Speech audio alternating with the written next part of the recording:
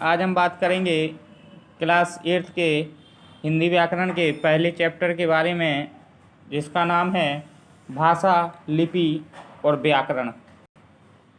तो जानेंगे भाषा क्या होता है। तो भाषा अपने मन के भावों और विचारों को प्रकट करने का माध्यम भाषा कहलाता है। और लिपि की बात करें तो लिपि भाषा के जो लिखने का ढंग होता है उसे लिपि कहते हैं। और व्याकरण तो भाषा के नियमों की जानकारी देने वाला शास्त्र व्याकरण कहलाता है। अब आगे बढ़ते हैं। तो आपकी पुस्तक में है, सामाजिक जीवन में भाषा का अत्यंत महत्वपूर्ण स्थान है। भाषा का प्रयोग मनुष्य को अन्य प्राणियों से अलग करता है। तो ये आपको बता दें कि सामाजिक परिवेश में मनुष्य एक ऐसा प्राणी है जिसे बोलने का या वाणी का वरदान प्राप्त है तथा वह और कुछ लोगों के विचारों को समझ पाता है।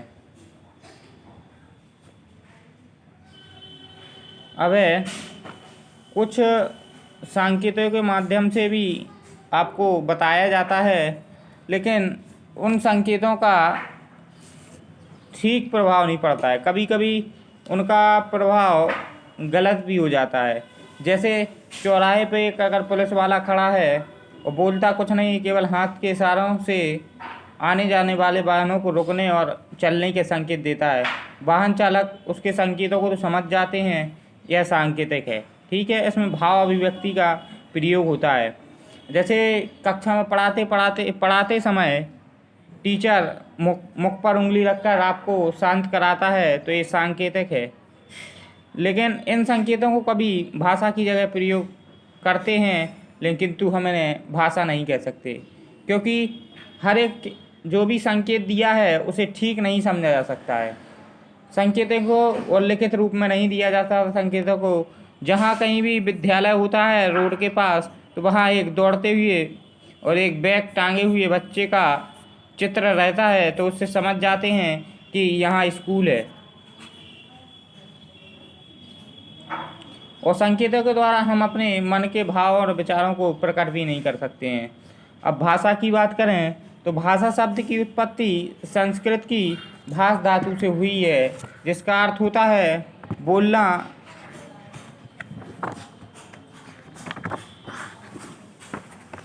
इस प्रकार भाषा का शाब्दिक अर्थ होता है अपने विचारों को कहना या व्यक्त करना। जब हम अपने विचारों को बोलकर या लिखकर प्रकट करते हैं उसे भाषा कहते हैं।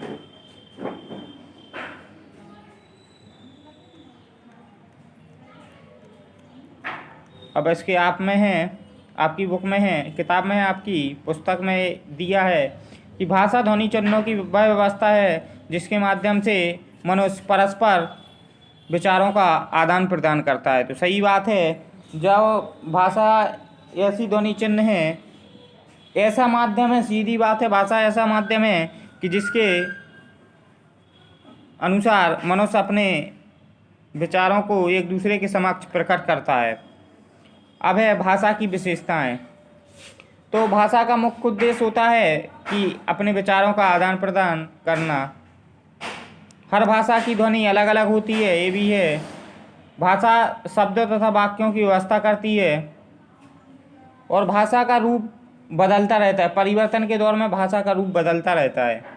भाषा बाह्य तत्वों से प्रभावित होती है, जो बाहरी तत्व आते हैं उनसे प्रभावित होती है। भाषा मानव मुख से उच्चारित होती है, क्योंकि भाषा का उच्चारण मानव ही मुख से होगा, क्योंकि मानव ही एक ऐसा प्राणी है जो बोल सकता है।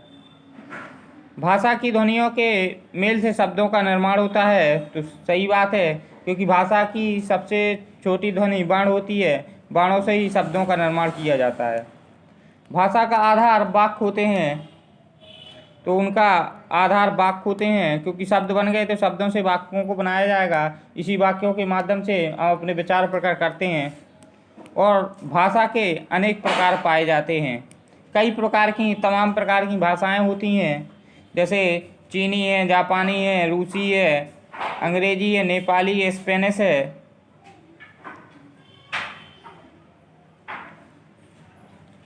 अब है भाषा के रूप। तो जब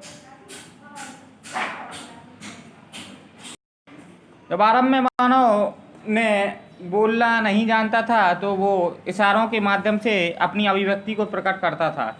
जब मानव के बीच एक अस्फुट सी ध्वनि प्रस्तुत हुई तो उससे मानव धीरे धीरे भाषा में परिवर्तन हुआ और फिर इसके चिन्ह लिखित चिन्ह किए गए, इनकी लिपि बनाई गई, इससे भाषा का विकास हुआ। अब भाषा के दो रूप होते हैं मुख्य तौर से, एक लिखित भाषा, एक मौखिक भाषा। तो मौखिक का अर्थ होता है जब हम उच्चारण करते हैं या बोलते हैं। तो ऐसा भी कह सकते हैं जब हम अपने मन के भावों विचारों को बोलकर प्रकट करते हैं उसे मौखिक भाषा कहा जाता है। जैसे कहानी सुनाना, समाचार सुनना, गाना सुनना और भाषण देना और नाटक आदि, इन सभी में मौखिक भाषा का प्रयोग किया जाता है। अब दूसरी है लिखित भाषा। तो लिखित भाषा क्या होता है? लिखित का अर्थ होता है लिखा हुआ। तो जहाँ अपने विचारों को लिखकर प्रकट करते हैं तो उसे लिखित भाषा कहते हैं।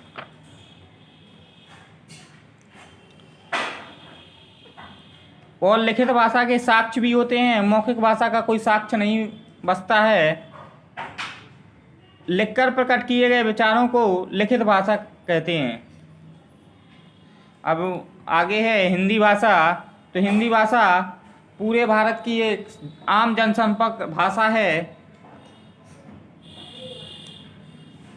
मानचित्र पर हिंदी भाषा का विकास अंतर क्षेत्रीय भाषा है, राष्ट्रभाषा, राजभाषा, संपर्क भाषा, अंतर्राष्ट्रीय भाषा के रूप में हो रहा है। 10 जनवरी को अंतर्राष्ट्रीय हिंदी दिवस भी मनाया जाने लगा है अब तो। यह भाषा पूरे विश्व की शिक्षा व्यवस्थाएं और यहीं नहीं, भारत में नहीं, विदेशों में भी यह भाषा पढ़ाई जाती है। हिंदी मातृभाषा, प्रथम भाषा, द्वितीय भाषा के रूपों में पढ़ाई जाती है। अलग अलग राज्यों में, अलग अलग देशों में इसे अलग अलग भाषा का दर्जा दिया गया है। कहीं कहीं ये तृतीय भाषा के रूप में पढ़ाई जाती है, कहीं ये प्रथम भाषा के में और कहीं ये द्वितीय भाषा के रूप में पढ़ाई जाती है। और हमारे भारत देश में 19 सितंबर 1949 को हिंदी दिवस घोषित किया गया था और यह संविधान के अनुच्छेद 343 में भारत की राजभाषा घोषित करता है। और 14 सितंबर को हिंदी दिवस मनाया जाता है। अब है बोली। तो बोली से मतलब है जो हम बोलते हैं, जो बोलते हैं। तो यह एक बोली होती है, एक सीमित क्षेत्र में होती है।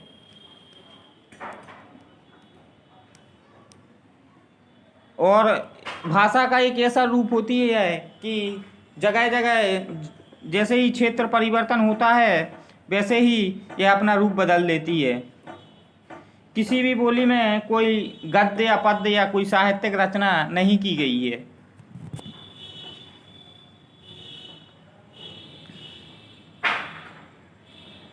जैसे बात करें, ब्रजभाषा को सूरदास और अवधी को तुलसी ने, मैथिली को विद्यापति ने चरमोत्कर्ष पर पहुंचाया है।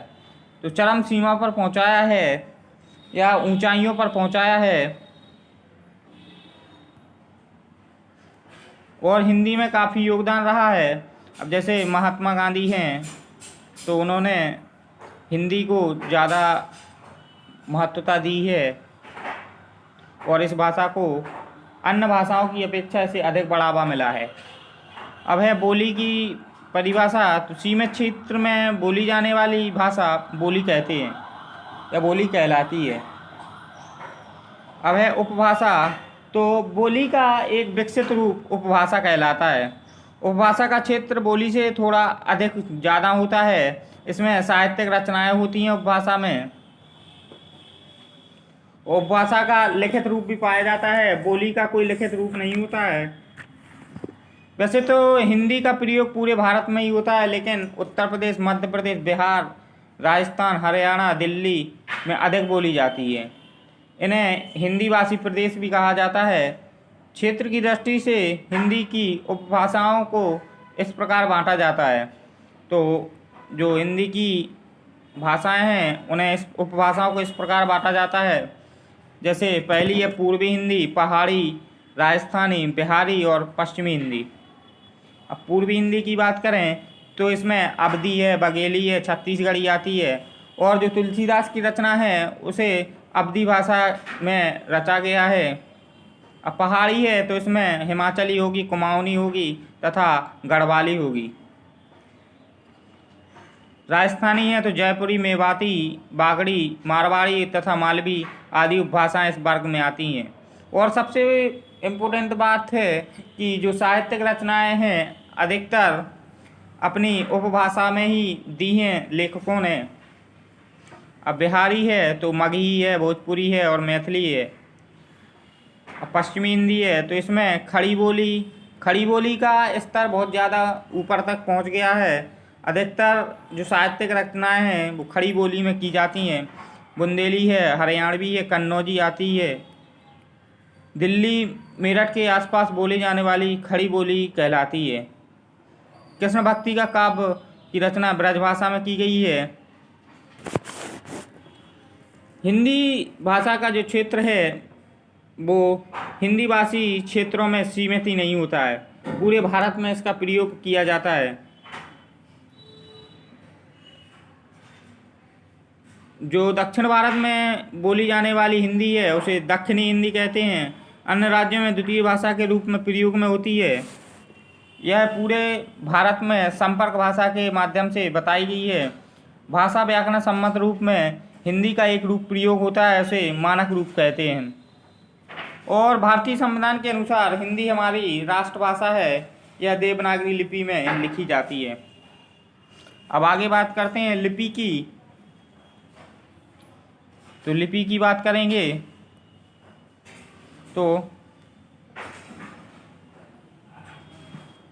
भाषा के लिखने के ढंग को लिपि कहते हैं। और हिंदी और संस्कृत की लिपि देवनागरी तथा अंग्रेजी की लिपि रोमन होती है। तो भाषा के लिखने के ढंग को लिपि कहते हैं। अब प्रत्येक भाषा की अपनी अपनी लिपि होती है कुछ ना कुछ भाषाओं की लिपि समान होती है, जैसे हिंदी की है, संस्कृत की, मराठी की, नेपाली की आदि भाषाओं की लिपि देवनागरी में लिखा जाता है।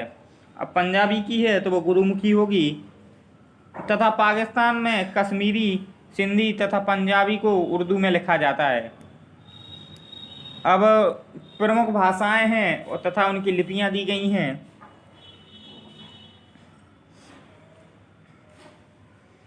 अब है पाश्तो भाषा है तो अरबी है, नेपाली है तो देवनागरी है, अंग्रेजी है तो रोमन लिपि है इसकी, ग्रीक है तो उसकी भी ग्रीक है, जापानी की है हिरागाना, जर्मन की रोमन है, फ्रेंच की भी रोमन है, इटली की भी रोमन है, टर्की की भी रोमन है, कोरियाई की हांजा है।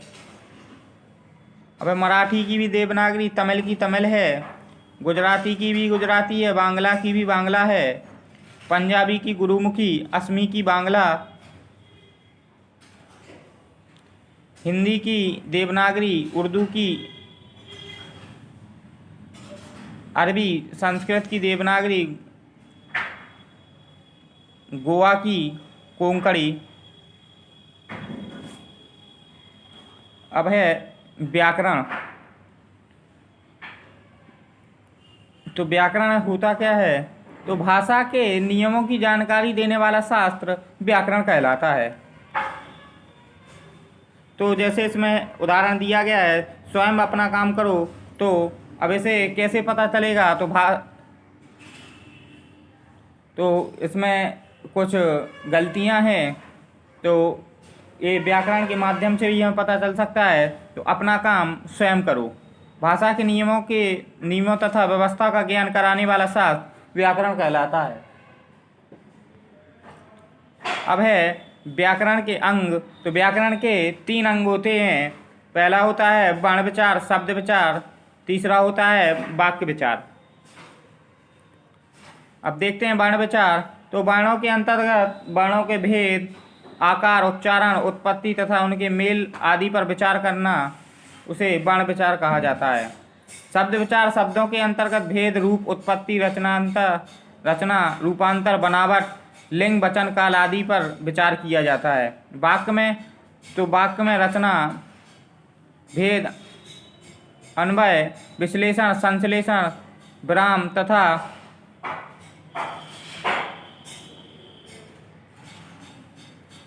विराम चिन्हों आदि के बारे में विचार किया जाता है, उसे वाक्य विचार कहते हैं। और व्याकरण का अर्थ ही होता है कि विश्लेषण करना, उसका एनालिसिस करना। तो एनालिसिस का मतलब होता है कि उसे अच्छे ढंग और तौर तरीके से लिखना और उसके बारे में बहुत गहराई तक जाके पढ़ना। तो व्याकरण में वर्णों पर भी विचार किया जाता है, शब्दों पर भी और वाक्यों पर भी, इनके अंदर पर भी। अब व्याकरण से हमें क्या क्या मिलता है? तो व्याकरण से भाषा को शुद्ध बोलना, शुद्ध लिखना और शुद्ध समझना भी सिखाता है। इन्हीं कारणों से विद्यार्थियों को व्याकरण पढ़ाया जाता है। और बोलते समय जो हम वाक्यों का प्रयोग करते हैं, वाक्य शब्दों से बनते हैं और शब्द जो बाणों से बनते हैं, इसलिए व्याकरण की दृष्टि से इनके बारे में पढ़ा जाता है। अब है साहित्य। तो साहित्य के बारे में जान लें। किसी भाषा के ज्ञान के संचित कोश को साहित्य कहते हैं। जो भी कोई भाषा होती है, उसका संचित ज्ञान के संचित कोश को जितना अधिक ज्ञान होगा, उसे साहित्य कहते हैं। साहित्य में अपनी बात प्रायः दो प्रकार से कही जाती है, एक गद्य में, एक पद्य में। तो गद्य में जैसे नाटक हुआ, कहानी हुई, निबंध हुआ, उपन्यास हुए। और पद्य में तो कविता हुई, गीत हुए, गज़ल हुए, छोटी छोटी रचनाएं आदि इनमें प्रयोग किया जाता है। आगे बात करेंगे अभ्यास की। तो अभ्यास की बात करेंगे। व्याकरण सिखाता है। तो व्याकरण से हम क्या सीखते हैं? भाषा के नियम। हिंदी दिवस कब मनाया जाता है? तो हिंदी दिवस 14 सितंबर को मनाया जाता है। संपूर्ण भारत की संपर्क भाषा है। तो संपूर्ण भारत की संपर्क भाषा हिंदी है। पंजाबी को लिखा जाता है। तो पंजाबी की लिपि कौन सी है? तो ये गुरुमुखी है। पंजाबी की जो लिपि होती है वो गुरुमुखी होती है। पहला है व्याकरण सिखाता है। तो भाषा के नियम। हिंदी दिवस कब मनाया जाता है? तो 14 सितंबर को। संपूर्ण भारत की संपर्क भाषा है हिंदी। और पंजाबी भाषा किसी लिपि में लिखी जाती है, तो गुरुमुखी।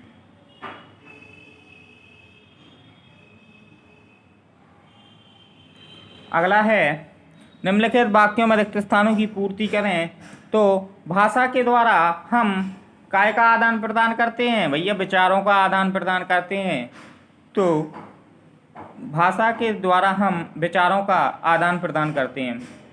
प्रत्येक भाषा के अपने नियम होते हैं जो उसका शुद्ध रूप बताते हैं।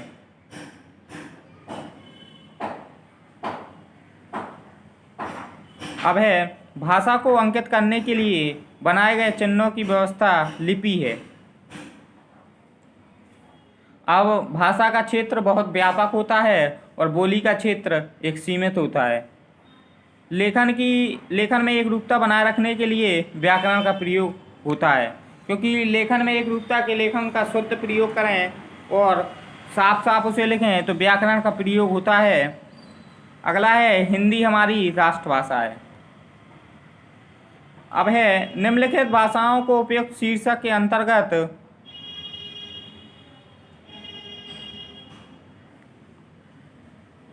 तो भरना है। देवनागरी लिपि है तो हिंदी हो गया, हिंदी भाषा है।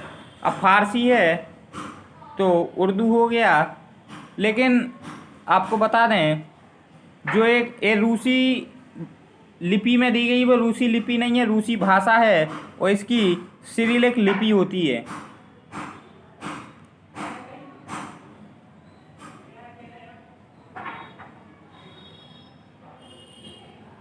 और गुरुमुखी है तो इसकी पंजाबी है।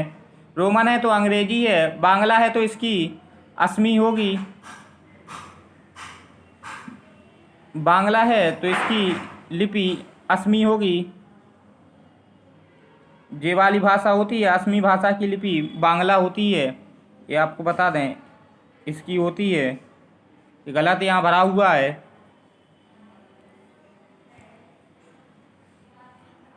अगला है निम्नलिखित साहित्यकारों की एक एक रचना का नाम लिखिए। तो सूरदास की एक रचना है सूरसागर, जयशंकर प्रसाद की रचना है कामायनी, महावीर प्रसाद द्विवेदी की रचना है गंगा लहरी, तुलसीदास की रचना है रामचरितमानस, मुंशी प्रेमचंद की है निर्मला एक उपन्यास है, इनकी एक रचना है, और भारतेंदु हरिश्चंद्र की है अंधेर नगरी।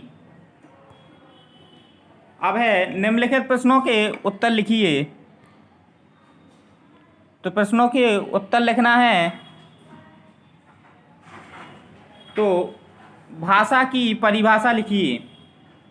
तो भाषा की परिभाषा लिखना है, तो जब हम अपने मन के भावों और विचारों को लिखकर या बोलकर प्रकट करते हैं उसे भाषा कहते हैं। दूसरा है भाषा के कितने रूप हैं। तो भाषा के दो ही रूप होते हैं, एक लिखित रूप, एक मौखिक रूप। अब मौखिक और लिखित भाषा में अंतर स्पष्ट कीजिए। जहाँ अपने विचारों को बोलकर प्रकट करते हैं तो वो मौखिक भाषा होता है, और जहाँ अपने विचारों को लिखकर प्रकट करते हैं तो वो लिखित भाषा कहलाती है। ये पहला अंतर हो गया। दूसरा है मौखिक भाषा का कोई साक्ष्य नहीं होता है, लेकिन लिखित भाषा का हमेशा साक्ष्य होता है। मौखिक भाषा का कोई रूप नहीं होता है, लेकिन लिखित भाषा का हमेशा रूप होता है। भाषा और लिपि में क्या अंतर है।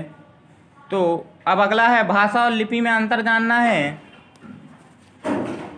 तो जब हम अपने मन के और भावों को विचारों को प्रकट करते हैं तो वो भाषा कहलाता है, और लिपि भाषा के लिखने के ढंग को लिपि कहते हैं।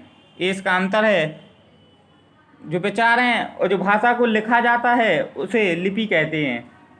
तो भाषा को लिखने का ढंग होता है उसे लिपि कहते हैं, और जो विचारों को हम प्रकट करते हैं उसे भाषा कहते हैं। अब बताइए, अब है अगला है व्याकरण किसे कहते हैं तथा इसके अंगों का वर्णन कीजिए। तो व्याकरण की बात करें, भाषा के नियमों की जानकारी देने वाला शास्त्र व्याकरण कहलाता है। अब इसके अंग हैं वर्ण विचार, शब्द विचार, वाक्य विचार।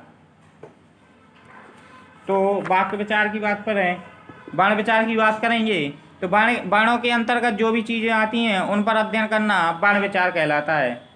और शब्द विचार इसके अंतर्गत शब्दों के भेद, रूप, उत्पत्ति, रचना, रूपांतरण, बनावट के आधार पर लिंग, वचन, काल आदि पर विचार करना शब्द विचार कहलाता है। अब वाक्य विचार, इसमें वाक्य के भेद, रचना, अन्वय, विश्लेषण, संश्लेषण तथा ब्राह्मचर्य आदि के बारे में विचार करना वाक्य विचार कहलाता है। अब है दाएं से बाएं। तो दाएं से बाएं का मतलब राइट टू लेफ्ट लिखी जाने वाली दो भाषाओं के नाम लिखिए। तो दाएं से बाएं लिखी जाने वाली भाषाएं, पहली बात तो अपनी जो हिंदी है वो बाएं से दाएं लिखी जाती है, लेकिन दाएं से बाएं तो उल्टी तरफ से लिखना है। तो पहली भाषा होती है उर्दू, दूसरी होती है इब्रानी, तीसरी होती है कुर्द।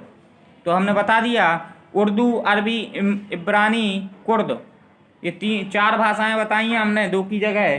तो आपको लिखना है, और ये जो पाठ है इसे फेयर कॉपी पे करना है, और फेयर कॉपी पे करने के बाद फिर से इसे चेक कराना है।